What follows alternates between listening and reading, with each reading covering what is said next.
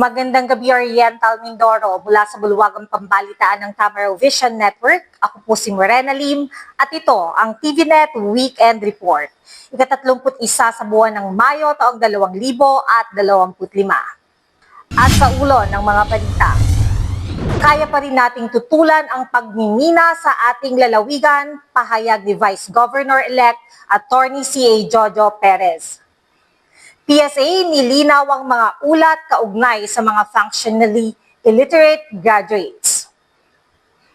At Pag-ibig MPL, mas pinalaki at mas pinadali ang pag-qualify para sa mga miyembro. Ibigay ang maximum satisfaction ng pamilya at sa negosyo dahil tuloy-tuloy pa rin ang high-quality service mula sa una at pinagkakatiwalaan sa fast internet connection plus cable TV sa buong Mindoro, ang Tamaraw Vision Network. Serving to the max, sa TVNet kami. Una sa Mindoro, TVNet pa rin. For inquiries, magpunta na sa pinakamalapit na TVNet office sa inyong lugar.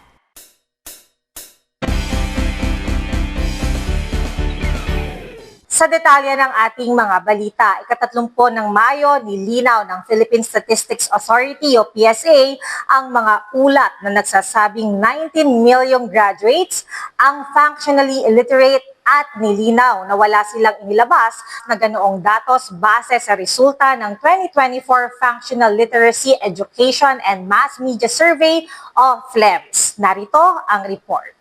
Ika-30 ng Mayo, nilinaw ng Philippine Statistics Authority o PSA ang mga ulat na nagsasabing 19 million graduates ang functionally illiterate at nilinaw na wala silang inilabas na ganoon datos base sa resulta ng 2024 Functional Literacy Education and Mass Media Survey of FLEMS. Isinagawa ang pagpapaliwanag sa katatapos lamang na Regional Data Dissemination Forum 2024 FLEMS na ginanap sa Gabaldon Hall ng Oriental Mindoro National High School sa lungsod ng Calapan.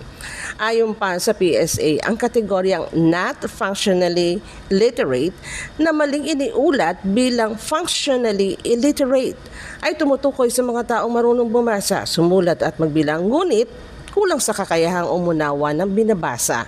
Dagdag pa ng ehensya, ang 19 na milyong nabanggit sa mga ulat ay aktwal na tumutukoy sa mga individual na edad 10 hanggang 64 na taong gulang na basically literate but not functionally illiterate. Ano man ang kanilang natapos na antas sa edukasyon, kaya hindi umano ito limitado sa mga nagtapos ng high school o junior high school.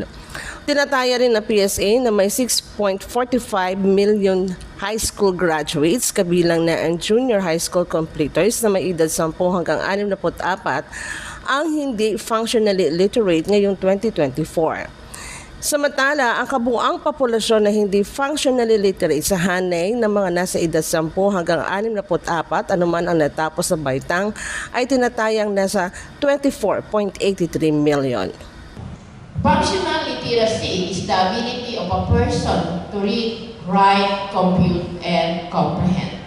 In addition to the basic literacy skills, functional literacy includes higher level of comprehension skills such as integrating two or more pieces of information and making inferences based on the given information.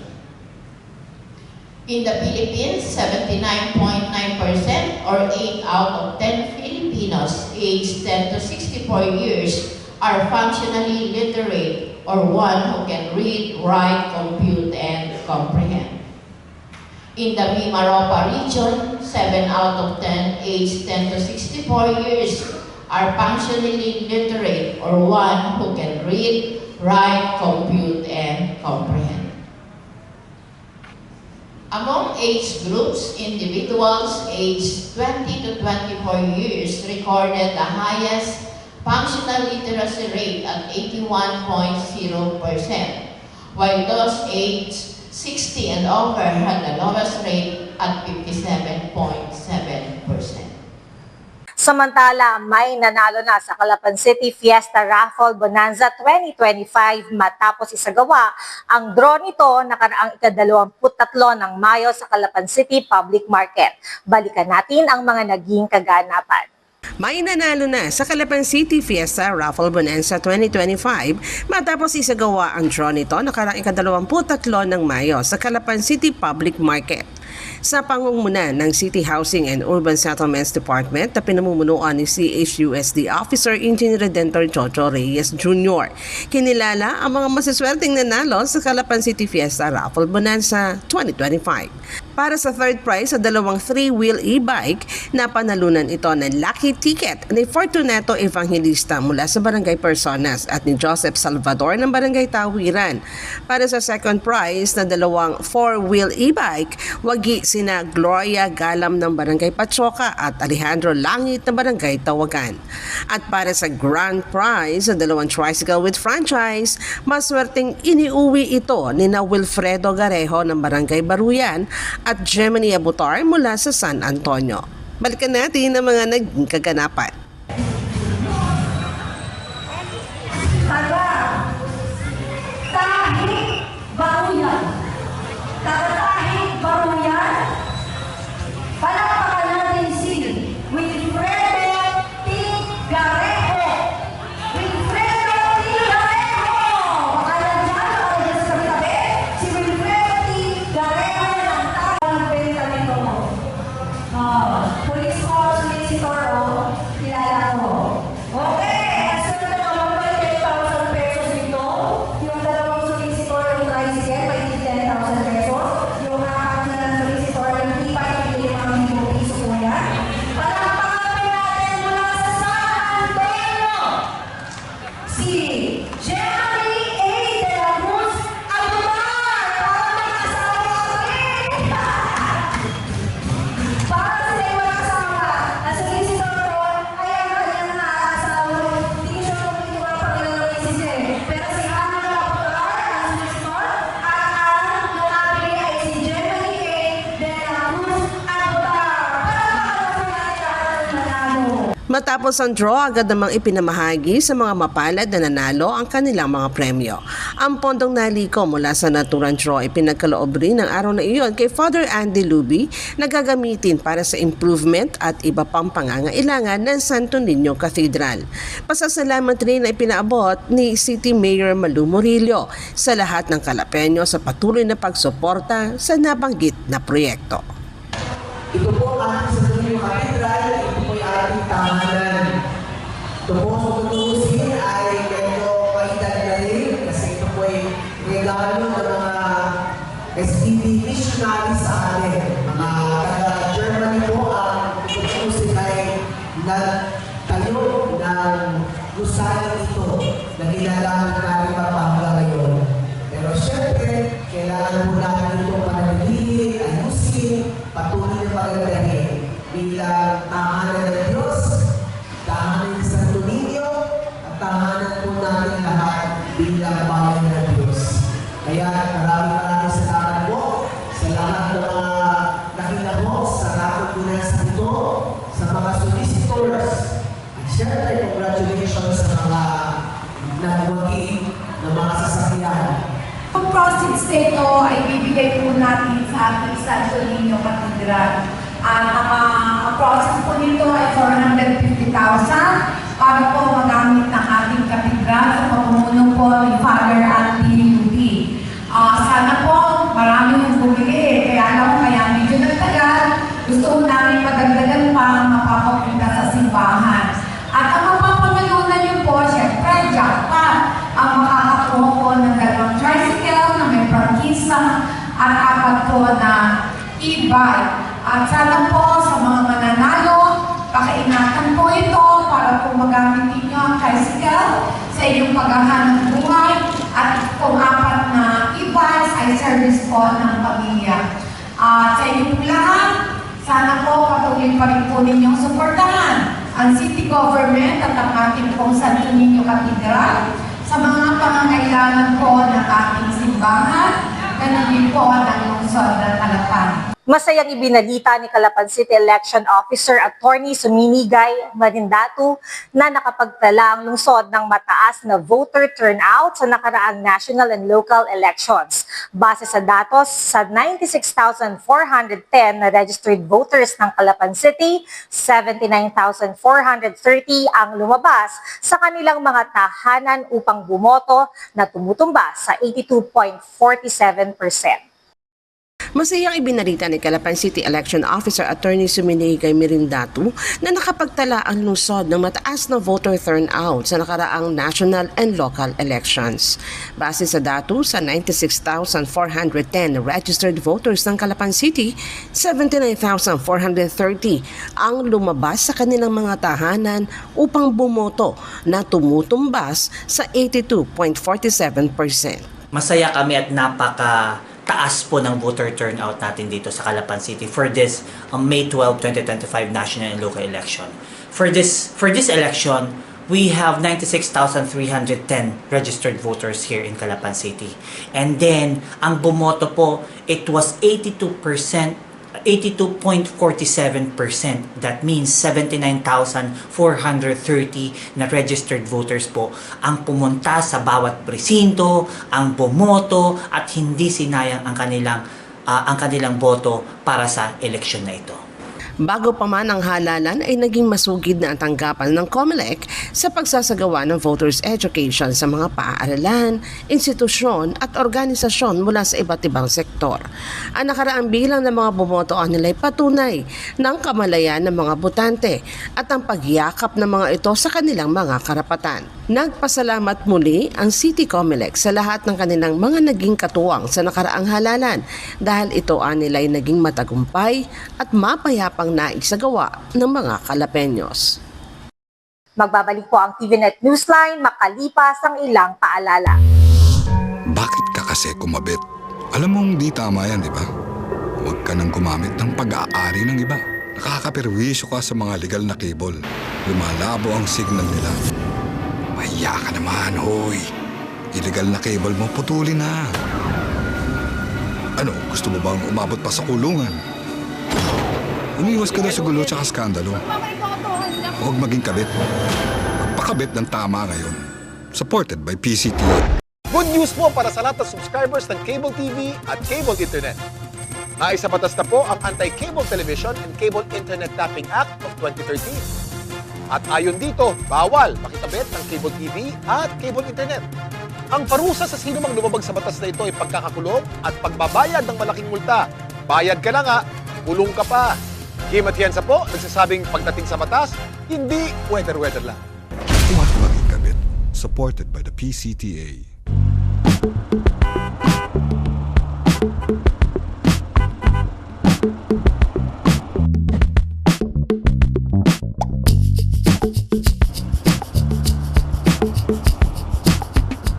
Ibigay ang maximum satisfaction ng pamilya at sa negosyo dahil tuloy-tuloy pa rin ang high-quality service mula sa una at pinagkakatiwalaan sa Fast Internet Connection plus Cable TV sa buong Mindoro, ang Tamaraw Vision Network. Serving to the max, sa TVNet kami. Una sa Mindoro, TVNet pa rin. For inquiries, magpunta na sa pinakamalapit na TVNet office sa inyong lugar.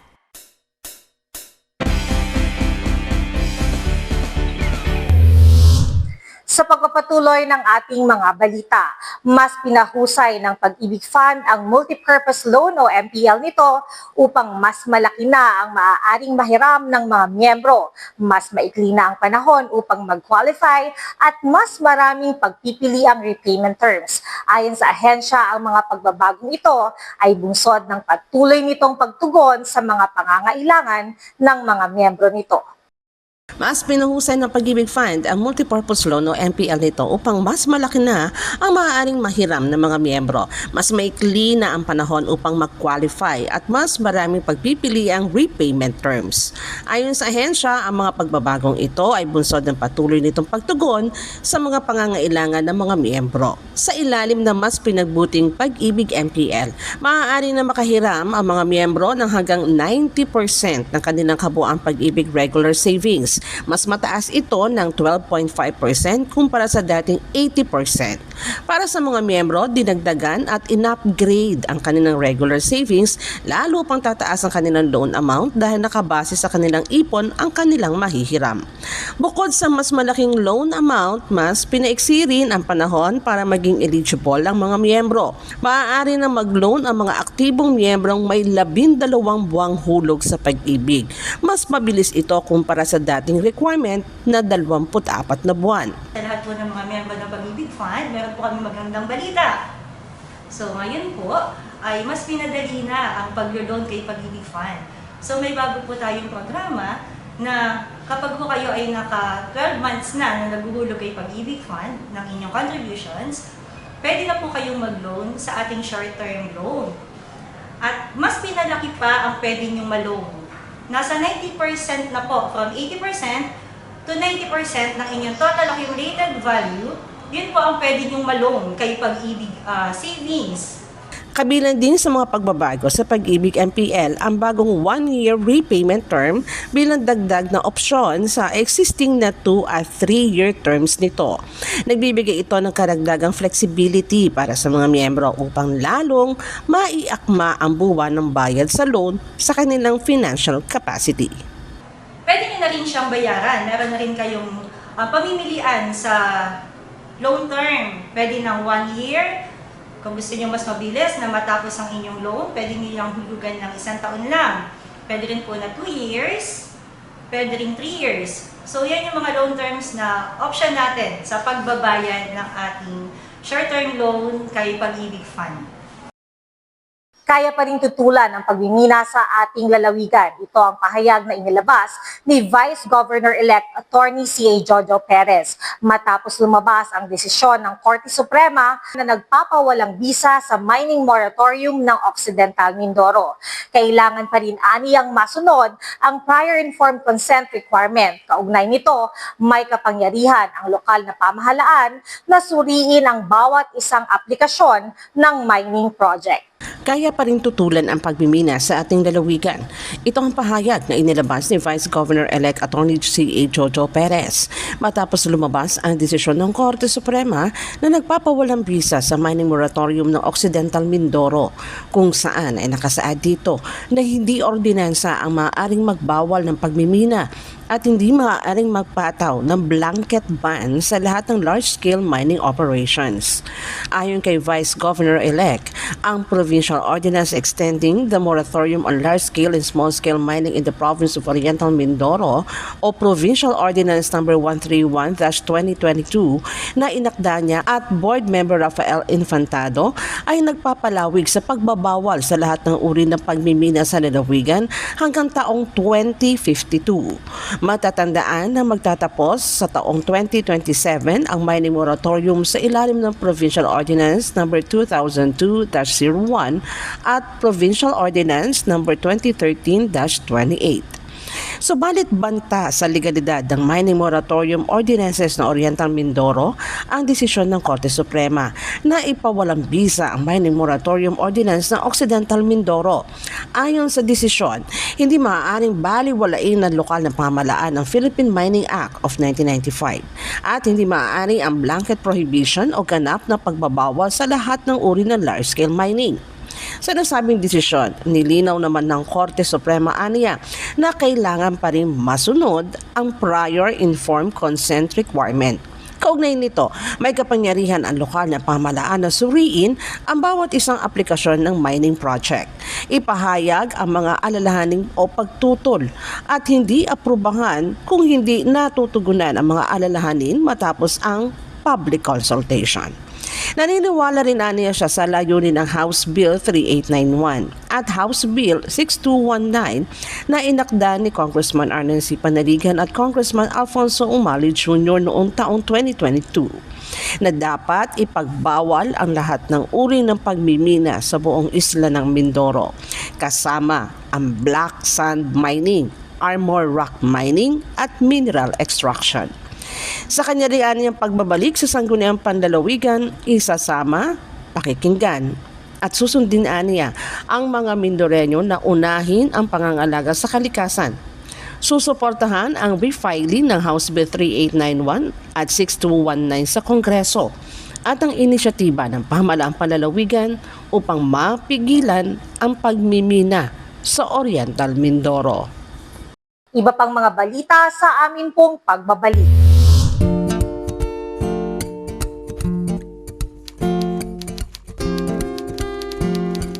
Inday, pakiligpit nga itong mga kinalat ng mga bata. Noon, gusto ko makapag-aral. Pero walang oras dahil full-time ang trabaho ko.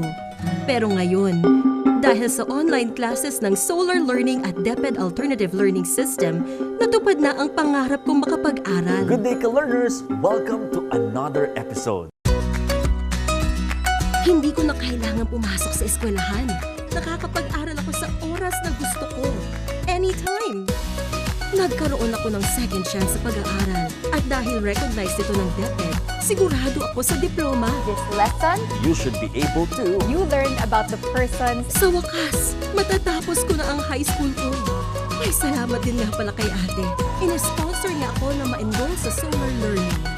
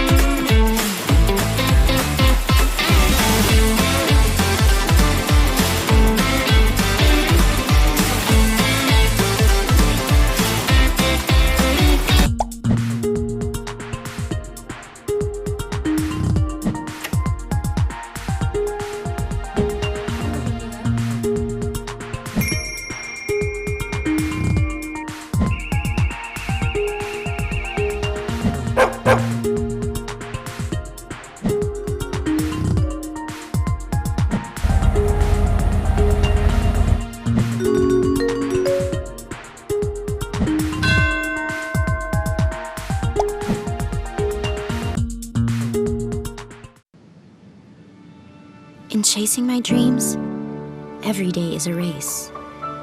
For every second I dedicate and every effort I put in, I want bigger results to come out. To turn every small step into the biggest achievement. For every little triumph leads me to a brighter future. Whatever your journey, go with our new fuels designed for efficiency. Choose Shell Fuels. Matapos na mabilis na maubos at dinagsa ang Kadiwa Center para sa 20 pesos na bigas, ilang araw rin itong pansamantalang itinigil upang mag-restock at magsagawa ng ilang pagbabago. Ito ay upang tiyakin nila na lahat ay mapapagbigyan at masiguro na magtutuloy-tuloy ang bentahan ng murang bigas para sa mga kwalipikadong benepisyaryo. Matapos na mabilis na maubos at dinagsa ang Kadiwa Center para sa 20 pesos na bigas, ilang araw rin itong pansamantalang itinigil upang mag-restock at magsagawa ng ilang pagbabago. Ito ay upang tiyakin nila na ang lahat ay mapagbibigyan at masiguro na magtutuloy-tuloy ang bentahan ng murang bigas para sa mga kwalipikadong benepisyaryo. Ika-27 ng Mayo, nagsimula na muli ang bentahan ng 20 pesos na bigas sa Kadiwa Center. Huwag nilang kalimutan ang ID na nagpapatunay na kayo ay kabilang sa 4 na sektor ng kwalipikado. Ito ay ang senior citizen, PWD, 4Ps at solo parent. Kung ikaw ay representative, kinakailangan din magdala ng pagkakakilanlan na ID. Dagdag pa ng Kadiwa Center, limitado lamang ang pagbebenta sa 70 katao mula araw ng Lunes hanggang Sabado. Hanggang alas 5 ng hapon ang itinakdang cut-off.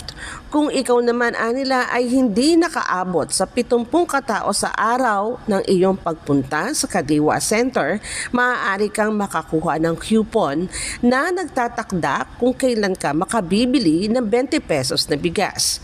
Mahigpit na ipinatutupad na hanggang 10 kilo kada transaksyon lamang at hindi tataas sa 30 kilo kada pamilya sa looban ng isang buwan. Ito ay kanilang masusing minomonitor. Sa ngayon ay pinagpapatuloy na natin ang pagbebenta ng 20 pesos na bigas So nagsimula na ulit tayo. Nung una ay limitado lang ang ating stock ng bigas. So kaya tayo ay natapos agad at naging parang maraming tao. So ngayon ay inaasahan natin na ito ay tuloy-tuloy na. Tuloy-tuloy, ibig sabihin ay meron lang tayong limit bawat araw. Ibig sabihin, kada araw ay 70 katao lamang yung ating pagbebentahan. Pero, yung mga susunod, pumunta man kayo dito, ay makakakuha na kayo ng coupon. Para pagbalik ninyo kinabukasan o yung ayon sa coupon na nandun, meron na yung petsa. May nakalagay na doon kung kailan ka na babalik. So, hindi ka na makikipag-unahan.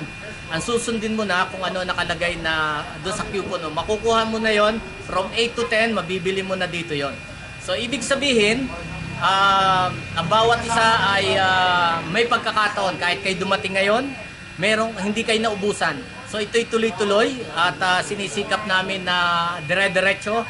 Kaya, ang titingnan nyo lang sa coupon ninyo, yung kailan nyo mabibili ulit. Nagpaalala rin ang mga nangangasiwa sa mga magtutungong benepisyaryo na magdala ng tubig, pamaypay at payong.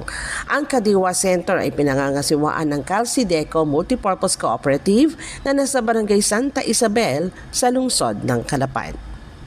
Ngayong nasa huling linggo ng buwan ng Mayo, tuloy-tuloy pa rin ang nagaganap ng mga Santa Cruzan sa iba't ibang lugar. Tampok ang mga naggagandahang sagala kasama ang kanilang mga konsorte at ang mga batang mananayaw ng Mirasol. Ika-24 ng Mayo nang isagawa muli ng Panaligan Street ng Barangay Camilma sa lungsod ng Calapan ang kanilang Santa Cruzan. Kung saan pinangunahan ito ni Barangay Chairman Redempsi Fraire kasama ang sangguniang barangay at mga kabataan ng nabanggit na sitio. Ganap na 5:30 ng hapon, nagsimula ang libot sa buong barangay. Tampok ang mga nagkagandahang mga sagala kasama ang kanya-kanyang makikisig na konsorte. Kakaiba ang pagdaraos ng Santa Cruzan sa taong ito dahil sa halip ng mga arko, ang makikita ay nangibabaw ang pagiging malikhain ng mga kabataan ng Sitio Panaligan. Tampok ang mga nagagandahang payong ng mga reyna at konsorte. Bukod sa malikhaing dekorasyon ng mga payong, nagsisilbi rin nila itong pananggalang sa kalimang umulan sa kanilang paglibot.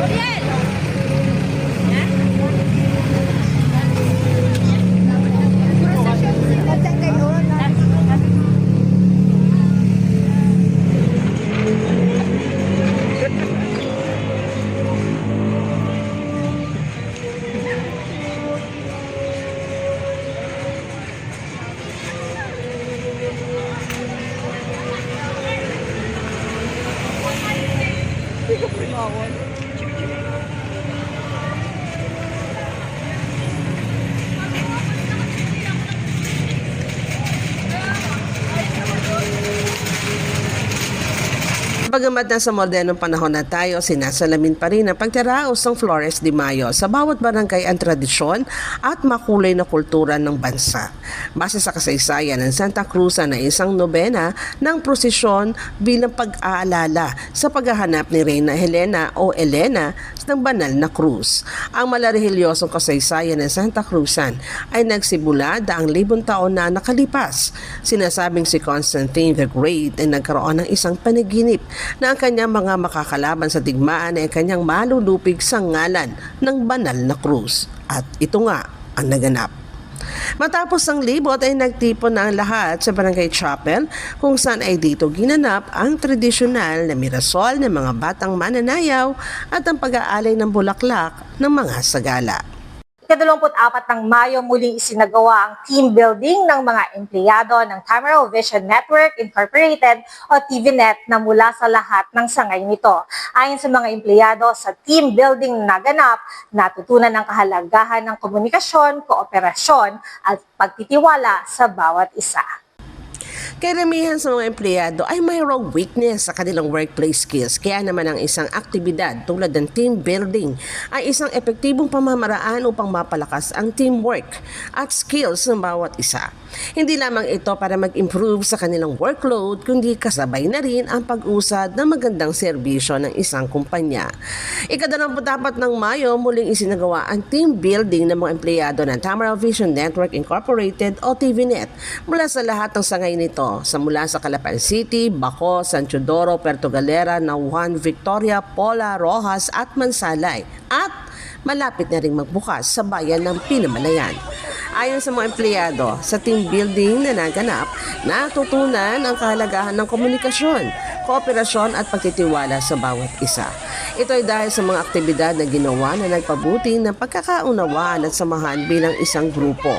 Natutunan din nila ang pagpapahalaga sa pagkakaiba-iba ng bawat miyembro ng grupo at ang paggamit ng mga individual na kakayahan upang makamit ang layunin. Taon-taon tayo ay merong summer outing para sa mga empleyado. Hindi lang yung nakikita-kita tayo pagka Christmas party. So meron ding summer outing. So ngayong summer outing, mapapansin nyo na wala tayong mga parapol. So sinadya ko walang rapol. Gusto ko pag uwi, lahat tayo ay masaya. Everybody is happy. Nag-usap kami ni Rina at saka si Cherry na magbibigay kami ng tigpa 5K sa lahat ng empleyado. So gawin natin masaya ito. At naghanda na pa kayo sa ating team building. Dapat magbasa kayo ng Bible dahil doon kukunin ni Miss Lovely ang mga itatanong after na team building. So, magpakasaya tayo ngayong araw na ito. Mamaya after lunch, ang fellowship, pwedeng mag-inom. Personal rin nakibahagi sa naganap na team building si TVNet President Romeo Medina, kasama si TVNet Technical Consultant Jimmy To, Vice President Dr. Edwin Tolentino at si TVNet Chairman Cherry Concepcion. Go! Dadalang!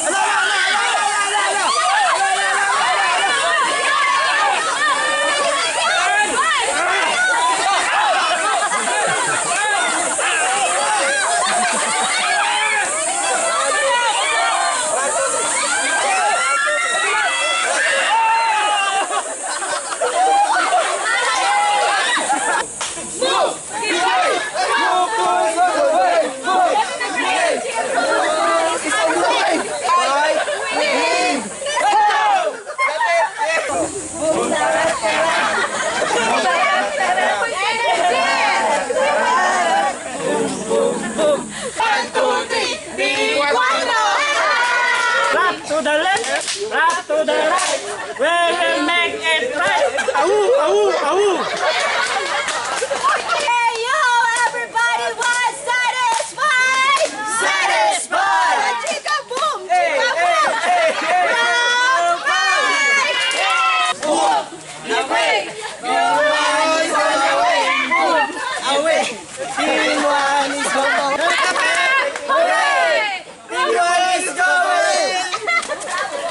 Sa ating public advisory, tunghayan po natin ito.